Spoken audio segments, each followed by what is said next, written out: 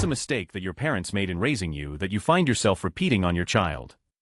Story 1. Telling my kid because I said so instead of actually explaining things. I hated it as a kid, but now I totally get why my parents did it. Sometimes you just don't have the energy to argue with a 5-year-old.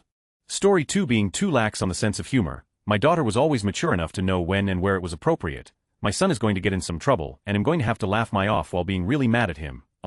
Story 3. Allowing my kids to see some of my anxiety. I try to keep a lid on it, because I know the reason I have it is because of how much my mother's very open anxiety shaped mine, but it slips out here and the broken glass is a trigger. Story 4. I 35. F grew up without a mother. She left when I was a toddler and gave up full custody to my dad. I had a series of stepmothers, but they were mostly short-lived and weren't very kind to me. I now have 2 daughters, and I try to act like what I imagine a mother should be.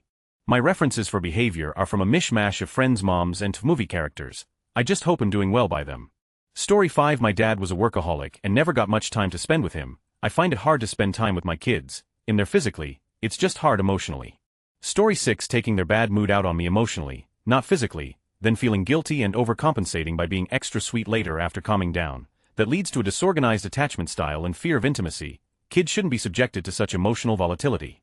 Story 7. A lot of men have too much denial about the harm of circumcision to even question it, so they end up repeating the trauma on their kids, rather than take the emotional hit of admitting they were harmed. For information on why circumcision is bad, Intact America. Blog recommend foreskin restoration to people harmed by circumcision to repair some of the damage or foreskin restoration.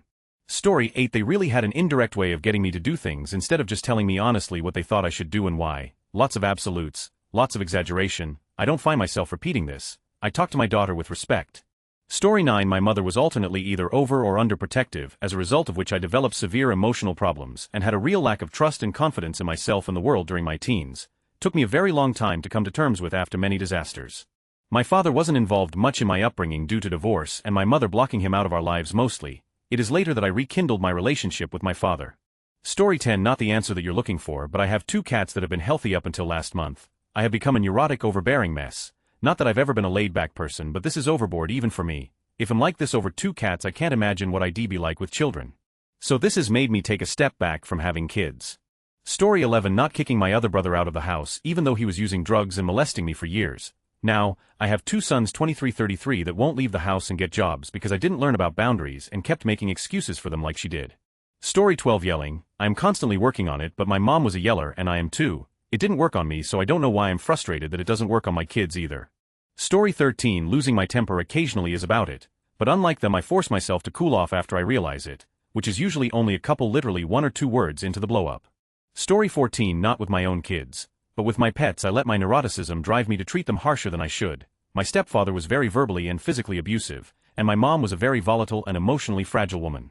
Both were very emotionally unstable, and although I really want kids, my outbursts with my pets make me realize I'm not healthy enough for them yet, which is very sad to me, because at 34, it might just not happen. I guess at the very least, I didn't perpetuate certain cycles. Story 15. We all know this much harsh syllabus. Sitting at school all day for kids from 4 is not required at all. We all lagged life skills, but here we are repeating the same for our kids. Story 16. Everything my parents did raising us, I did the complete opposite with my children, and I'm so glad I did. I have wonderful kids. I'm a great mother unlike the what I had. Story 17. Trying to be perfect instead of just being present. My parents stressed over little things, and now I catch myself doing the same, learning to let go and enjoy the moment more. Story 18. They tried to control the way I think, and that's what made me rebellious, but as I was an introvert kid I lost and gave my collar in their hands. Ended up having no experience and friends. Story 19. Your post got me thinking about how my mom used to dodge tough questions with a quick because I said so. Now, I catch myself brushing off my kids' endless whys the same way, even though I swore I'd be the parent who explains everything. It's funny how those old habits sneak back in when you're tired and just want a quiet minute. Story 20. Talking badly about myself in front of my kid. I inadvertently taught my kid to hate himself too, recognized it by the time he was 11, but the damage was done. Story 21. Avoiding talking and confronting complex problems with honesty. Sometimes there are some issues that need to be solved with time, but a good portion of that is understanding where it comes from and confronting the issue. Story 22. My kids always ask for more time. I realized pretty quick that if you give them a little bit extra time they will be happy. Can I have 20 minutes? I give them 5 and they think they just won. Story 23. 5 more minutes for them means 5 more minutes doing what we're doing now, not 5 minutes to wind everything down. Perhaps the answer is to give them the 5 or 10 minute warning first. Set your expectations for them so if they say 5 more minutes, you can say I gave you 10, you're done, let's go. Story 24. When my nephew was younger and couldn't tell the passage of time and still, to an extent we'd stretch the truth a little, of our target was 9p. At 7p we'd say he had half an hour. At 8 it was 15 minutes. At half past to be 10, all counting down. By 9p head except he had plenty of earning and there was little fighting over it. Story 25. Why can't I have candy? Because dinner is 5 minutes and you need to eat that first. What if I promise to eat all of dinner? Then can I have candy? No, but you let me have candy yesterday. Yes, after dinner, but why can't I have candy now? Because I said so. Story 26. One of my friends said, if you question what I do, write it down, and present it to me as a case. Otherwise, it's not in writing. This worked until they were preteens. Nobody in the family are lawyers, so I don't know where she got this idea. Story 27. Logic has almost no effect on children. People who think you can explain absolutely everything to a kid and it will actually work have clearly never tried it. As great and noble as it sounds to treat children like equals, at a certain point you have to realize that they aren't. You have to just tell them what to do. How it is sometimes. Story 28. Before I became a parent I was a school teacher. When I was a student teacher and was being observed, I told a student because I said so when I caught him doing something he shouldn't, and the administrator complimented me. I don't remember if my parents said that to me, or if I said it to my kids, but I remember saying it to the student. Story 29. In kindergarten my son told his class our cat was named Cunt Cunt. That was a fun phone call. Rest in power my beautiful cunt. Gone but not forgotten. Story 30. My parents taught me when it was appropriate for colorful metaphors and I've taught my boys the same thing. Swearing isn't the worst thing in the world and sometimes it's okay to do. Story 31. Yes, both me and my sister are extremely anxious people because both our parents were and still are ticking time bombs. We're trying to learn right now in our 30s how to manage those emotions because our parents never did, and to be honest, it's left us with some fairly damaging behavior. Story 32. Sami, I'm a picker of eyelashes, toenails, skin, eyebrows, lips when I get anxious. My daughter is starting to do it so I've had to be super mindful around her and then try to correct her with less harmful things like fidgets or teething toys. Story 33. The thing I'm learning as someone who's also trying to undo the mistakes of the past is that you can't fix it all. You'll screw up. It is inevitable. The best you can do is to be better than the last generation. As long as you can fix some mistakes from the past, you're already better than those who came before you. Don't be too hard on yourself, mama. You're doing just fine. Story 34. My father had no father, a really self-involved mother and a series of unkind stepfathers. He was determined to do better and he did. He was a wonderful father and even better grandfather. You can do it. Story 35. My grandmother was emotionally absent to my mom. My grandfather was a trucker, always on the road, and my grandmother was dealing with 7 kids and a sewing business. My mom promised herself she would always be present for her kids and take the time to console and hug us when we were sick or injured, and she did. She has been and still is a great mom. She broke the cycle. Do the best you can, be present for your kids and do some regular self-reflection, and I think you'll do great. Edit. I know there is a ton of grammar mistakes, but it's late and my brain can't English tonight. Story 36. My mother was in my life, but an incredibly toxic person, and the full extent of that is still coming out in drips and drabs, especially as my dad and I are finally able to talk about it and compare notes. I have a daughter now who is very much me at the same age, and I worry all the time that he'll say or do something that will make her feel about herself the way I did as a child. I like to think that the fact we worry so much means we don't have to worry so much, because we're already built different than our mothers based on that alone. Being a mom, especially to daughters I think, is such a difficult thing to figure out when you don't have any cohesive idea of what it's supposed to be like. I feel very lost a lot. Story 37. Don't feel too bad. I consider myself a very present parent, but man, spending time with your kids is really boring. Like, I love my kids, and I've made significant changes to my life because I love being with them and wanted to maximize my time with them. But actually being with them and engaging with hour after hour, day after day, can be absolutely soul-crushingly tedious. It can be hard to be emotionally there when your brain is aching for some sort of stimulation outside of reenacting the same pretend scene that you have done 20 times a day for the last 2 years.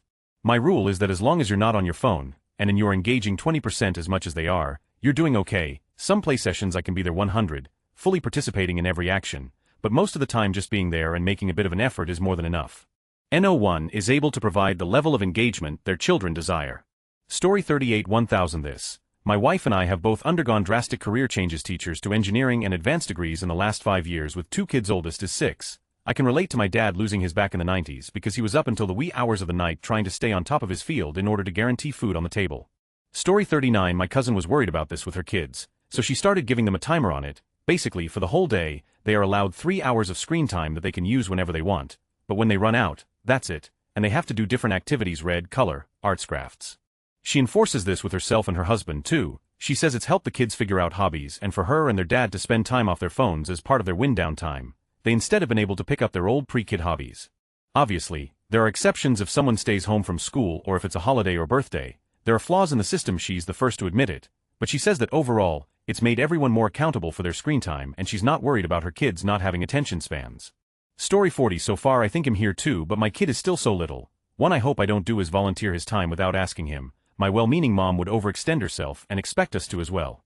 Story 41 My mother used to do this, and now whenever she is sweet to me my body has a visceral reaction to it. I absolutely despise it, I feel guilty for it, and I want to work through why I feel that way but I am clueless.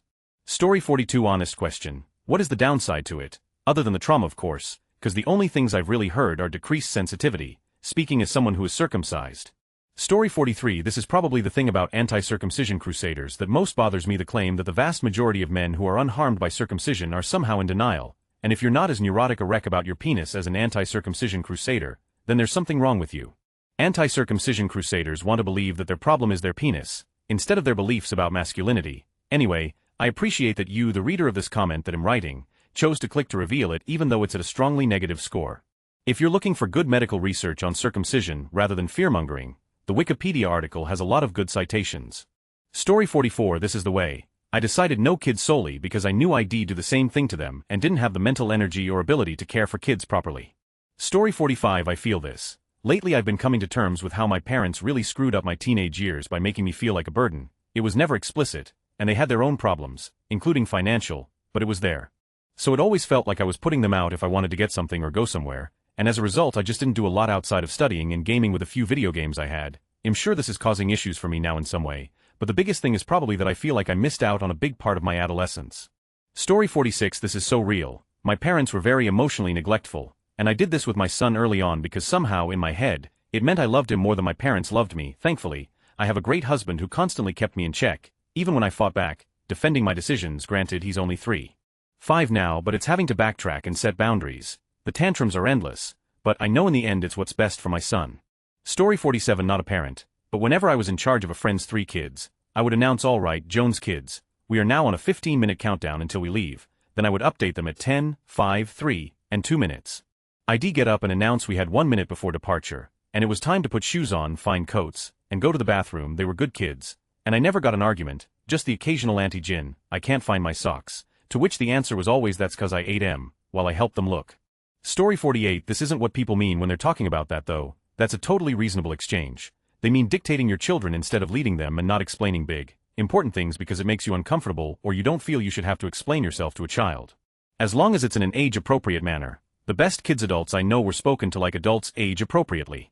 Story 49 My dad is a partner at a major white shoe firm specializing in contract law. This is absolutely something him could see him doing. Then I can see getting absolutely wrecked by his very heavily sourced counter-arguments.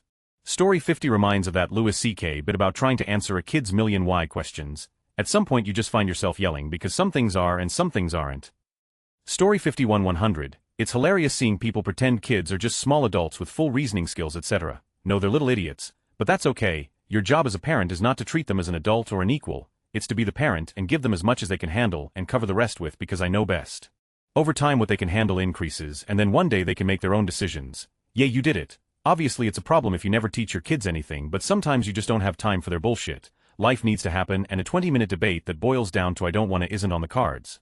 Story 52 We taught our kid he needs to do what we say when we say it, because we said so. However, we will always explain why when asked why. Even if we didn't have time and say we will explain later, we always do. We also told him he can discuss it with us after, and if he can convince to change our minds on whatever it was, then okay. But if we say stop or don't touch that or whatever, he does what we said right away then can ask why. He is getting older now so we aren't as strict on it. He can tell by our voices when we are saying it in a stop or you'll get hurt by what you're doing tone, and that was the main goal of do what I say when I say it, then ask why rule LL. Story 53 The worst is when they mispronounce something and it's hilarious. So I can't say the no matter how much I want to, because I have to teach him that it's actually pronounced Shaun the Sheep. Story 54 That's the thing I'm learning too. And I love your comment here. The thing I try and keep at the forefront of my parenting over everything else is to remember what it was like being a kid and adjust as a parent to that mindset. It has helped a lot to weed out the stuff that's just me being impatient or aggravated and me having to put my foot down as a mom, like my daughter hates getting her hair washed, and at times I've been like, dude, this is crazy, just let me wash your hair. I remember that I too hated getting my hair washed. So I say I'm sorry monkey, but as your mommy I've got to wash your hair, it's my job as your mommy to make sure this stuff gets done, and then calm her through her hate of it, whereas my mom would just make it on both of us and it would end up with me getting my butt beat. We started out by singing the 6 Little Ducks When Swimming One Day song while I washed it, and we have somehow ended up on 6 Little Poops When Swimming One Day, but we both laugh our butts off the whole time now. Story 55. This is my MIL. From what I can gather, her own mother didn't really want to be a mother, but women didn't have choices in the 1940s, and she was pretty aloof distant. My MIL is incredibly loving and caring. I've seen for myself that she is a wonderful grandmother to my children and really, truly enjoys spending time with them. She was also a loving and involved mother to her own children. She may not have learned those behaviors from her own mother, but she learned them. Story 56. Thank you for sharing this point of view. I really needed to heat that today. My kid is 2, 5, and it's hard not to question your parenting choices when you're at the brink of screaming and throwing yourself on the floor too. Story 57. From restoring my foreskin I got back gliding skin. And masturbation are more enjoyable as friction-based, more sensation from the glands, as it is covered 99% of the time, feels more comfortable not being exposed to everything, and looks healthier. Plus I really hate the cut penis look. Story 58. And the pro-genital cutters will ignore any evidence of damage to push their agenda rather than admitting harm. Do you really feel the sensation ended on your scar line exactly where the doctor cut? I bet it extended a bit further, don't you? By definition, circumcision damages the penis. It is damage. I've restored my foreskin and seen improvement, so when a page ignores that those improvements even exist, it's not unbiased as it pretends to be. Does it even make sense that removing 40% of the skin, including the most sensitive parts of the penis, would not affect sensation or function? Intact America. Orgblog. If you want to hear some great counter-arguments, that Wikipedia page has been locked as controversial by select editors preventing evidence critical of circumcision from getting on there, and it's a great example of how Wikipedia is controlled by a select group of editors. Unfortunately for intactivists, both religion and the for-profit healthcare system have a lot of sway over the discussion. Story 59. I feel somewhat the same. I wouldn't treat my kids near as bad as my parents treated me, but I'm just never going to be in enough of a mentally good standing where I could raise kids. I'll be an uncle any day, but never a parent. Story 60. All of this. Like I knew they were struggling, and at 14 to 18 I didn't want to put any more on them, so I would eventually just stop asking, and then you realize your school friends stop asking, and then at 33 you can't navigate social situations or figure out how to have a real friendship is so hard. Story 61. Not the same user, but I feel the same about mine. My mum was so hellbent on not screaming at us and treating us like the way her dad did that we really didn't have many boundaries. We weren't bad kids, and honestly I am so aware of the privilege of such a boring, uneventful childhood. I am so thankful for my parents raising us the way they did, but I'm in my mid-30s with kids of my own and I have no idea about boundaries and limits and rules. I never learned how to set boundaries for myself, and I'm having to learn how to do it all now for myself and my kids at the same time. Strictness and limitations can feel like an attack because they're so foreign, no matter how reasonable or healthy they actually are. I'm trying to find the happy spot between being a solid, consistent, firm but fair parent and not a completely permissive pushover. Story 62. I think what Ubumbamang meant was that there isn't really an explanation of why candy shouldn't be eaten. No mention of health nutrition coast. It's just because I said so. Story 63. In her case, she said when they became preteens, she assumed that they would start to realize this is how it goes in real life. Present your case. It backfired because they just did whatever they wanted anyway. The consequences of not telling mom. The impulse pressure was stronger than the desire to do it the hard way. They took the path of least resistance when pressured because mom said we have to write it down. We could just, not tell her. She said there was a golden era for about 2 years, but then the eldest of the two just said screw it, and did whatever was she got caught doing. It was a doozy, IRC, something like at 13 ran away to see a concert with a bunch of her friends. Then found out they had counterfeit tickets from a scammy scalper, and the cops got involved. One of their group was busted for possession. Not a fun Friday night for a single mom. She had to pick up her eldest from a DC jail while having her younger, about 11, I think, in tow. The kids are okay. I think the eldest is now 17, but the teen years were pretty scary there for a while. Story 64. Is it though? In a day and age where technology is the forefront of our society, being able to work a phone or tablet is now something that needs to be taught whether we like it or not, and allowing your child the freedom to do that with supervision and boundaries is not bad parenting. The fact that her sister has a timer on it and then is able to redirect her children onto something else, in my opinion, speaks volumes to her as a parent. She's trying, and is achieving balance, and from the comment it seems like her sister's family is doing just fine. I'm sorry, but people like you who feel the need to point out negativity where it doesn't belong to show that your ideas are better than someone else's is just counterproductive. Like, she's aware screen time isn't ideal, so she's making an effort to adjust to that, but that's not enough for you. What do you do when you settle for the night or when you're bored or sick? Watch TV, scroll on your phone. 3 hours isn't really that long. It isn't the 50s, edit cousin. Story 65. I mean that makes sense because my mother was openly affectionate and appreciative of me when I did something for her. On the contrary, if I failed to do her tasks she would spew poison out of her mouth. Story 66. I have never heard of foreskin restoration before. I looked into it a little just now and it sounds terrifying. I'm glad you're happy now, but was the process painful? Story 67. Man, I mean yeah, by definition it is a form of damage, and if I wanted kids I don't, but let's pretend I probably would not elect to get it done to them, but like, I'm circumcised, and the amount of time I spend thinking about that fact is approximately 0 minutes per year. I've had plenty of toe-curling, teeth-clenching orgasms, and I've never once thought to myself, I wonder if this would be better if I was uncut, and never been self-conscious of someone seeing it while doing activities. I feel like vast majority of people who are circumcised just don't think about it, basically ever. I'm not sure how I can be traumatized over something I literally never think about. Obviously I do think we should stop doing it, but being circumcised myself, I can confidently say it's had no negative impact on my quality of life or my mental health or body image. Story 68. My dad was pretty adamant about us having to convince him. He would always say that if we needed an answer now with no further knowledge, his answer would be no, but if we took time to come up with why and how we wanted to do things, that no could turn into a yes. To be fair, yes, we did do things behind his back, but that's not an uncommon teenage experience. But more often than not we were able to formulate our arguments sometimes in writing and present our case to him. I cannot speak for your friend's kids, but I think on that experience fondly. Story 69. 3 hours is basically all a kid's free time once they have come home from school around 4 p.m. putting aside 30 minutes to eat and 30 minutes for homework. It is too much. The weekend is different obviously, and probably works a lot better then. Story 70. 3 hours at that age is a lot. For kids, tech is super intuitive, so it's not like missing out on tech till the age of 10 is much of a setback. If these kids are going to preschool, they don't get that much time at home either way, and so when they're stuck on these devices they aren't actively learning much. I get that playing with kids gets kinda boring, but it isn't that hard to fill free time with music, a TV show which is miles better than teaching kids to passively scroll on YouTube or something, or toys YK. Story 71. Not painful at all. You only use a light tension to encourage growth from the inner foreskin that is left after circumcision. It is a slow process however to regrow that much skin. Story 72. Why force it on them instead of letting them decide for themselves? Especially when statistically if left intact there's a 98% chance they would never choose it. Why put them through that? Story 73. As my daughter gets older I'm trying to teach her to convince me to allow her to do stuff. Not always. Not for easy can I have a cookie at Starbucks when you get coffee stuff, but more things that are more of an inconvenience for me. It's not that I'm not willing, but I want her to learn negotiating as a kid, get much better at it as a teenager, and be able to negotiate like a pro by the time she's an adult. So far it's just stuff like, can I have the neighbors over? Not today. Why? Because you make a big mess and then when they leave you throw a tantrum when you have to clean up. Well, I'll have them help me clean up. Okay, but what if they don't? You know, sometimes you all get distracted during cleanup time. Well then I'll clean up, okay? But when you do that you usually throw a tantrum. I promise I won't. This isn't every time she asks to play with friends, but on the days where I'm already feeling overstimulated and really don't want to deal with a screaming kid who doesn't want to pick up a mess. Eventually we'll move into more complex issues. Edit formatting. Story 74. I promise this isn't a troll, just trying to wrap my mind around it. But is it kind of like you zoned out masturbating and just hold it there for a while, but a few times a day for I assume months at a time? The only skin stretching I've done is my earlobes, and that is certainly not transferable knowledge. Story 75. Some people do it as a manual process and can be done while watching TV, etc., but that can be very slow technique, but isn't too far off from your description. I did the method with medical tapes and rubber bands. Basically apply tape to the penis to pull near the scar line, safety pin a rubber band to the tapes and underwear waistband, and 3 years later you have a foreskin again.